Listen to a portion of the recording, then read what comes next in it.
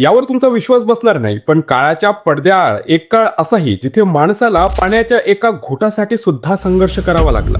हो, ही गोष्ट आहे 20 मार्च 1927 महाडच्या चौदार तळे सत्याग्रह. रायगड जिल्ह्यातील महाड शहरात तिथल्या नगरपालिकेचं एक सार्वजनिक तळ होतं, ज्याचं नाव चौदार तळे असं होतं.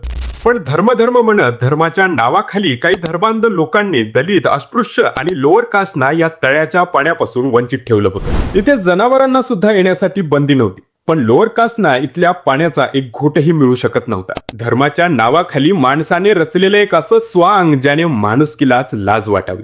पण अशा परिस्थितीत एंट्री होते ते एका महानायकाची, महामानव डॉक्टर बाबासाहेब आंबेडकर.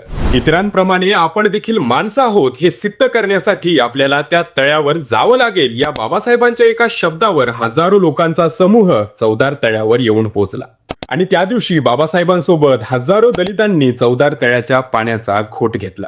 पण यावर तळे अशुद्ध झाले असं म्हणत त्या काळील उच्चवर्णीयांनी तळ्यामध्ये शेण आणि गोमूत्र टाकून पाणी पिले. त्यांना शैक्षणिक दृष्ट्या अप्रगत म्हणावं की अंधभक्त, हा जटिल प्रश्न कदाचित इतिहासाला सुद्धा सुटला नसेल.